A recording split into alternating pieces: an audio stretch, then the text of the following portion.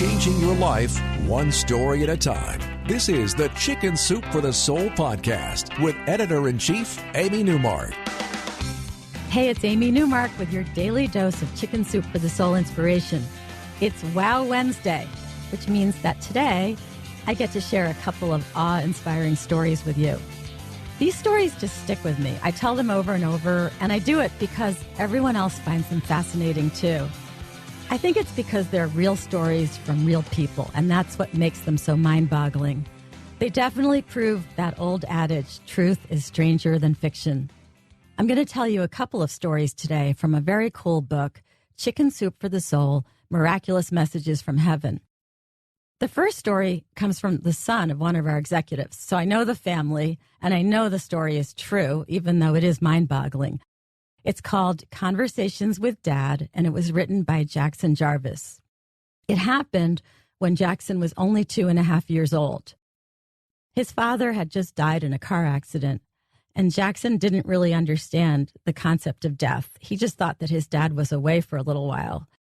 But one day, about a week after his dad died, Jackson was taking a bath, and his mom, Joelle, heard him having a conversation with someone.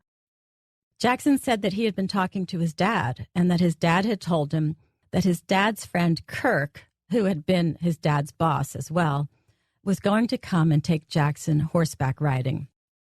Joelle didn't pay a lot of attention to this because Jackson had never gone horseback riding with Kirk, and Jackson really didn't even know Kirk because he had been, his dad's boss.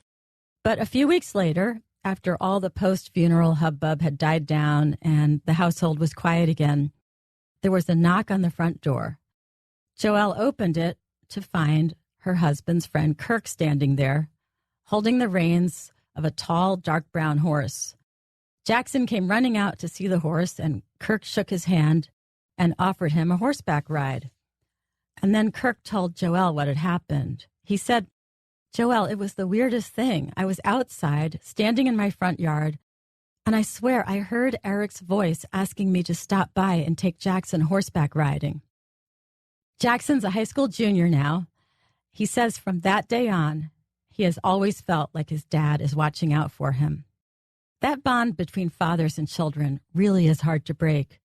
There's another great story on that topic in the same book, and this story is called Miracle of the Green Tide. And in this story, Barbara Poremba tells us that as a nurse practitioner, she was always the person who was about the science. She didn't believe in miracles at all. Until one day, when she was walking along the beach on the 10th anniversary of the stroke that killed her father, and she was thinking about his difficult last days, something happened.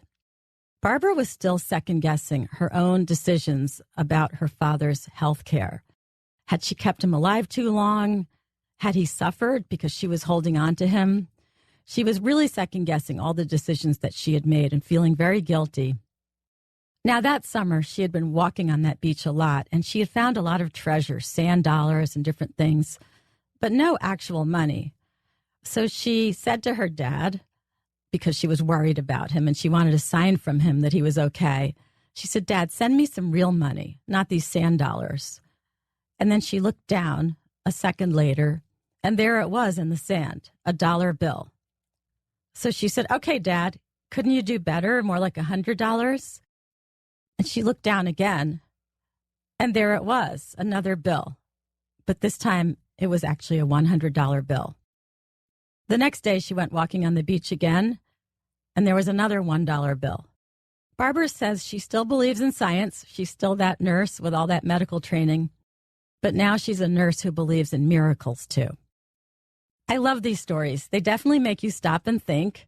They open your eyes to some of the cool things in the world.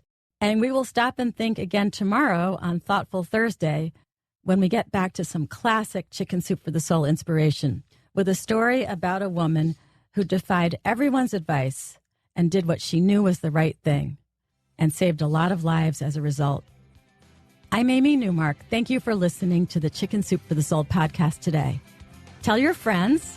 I love sharing these stories, so the more the merrier.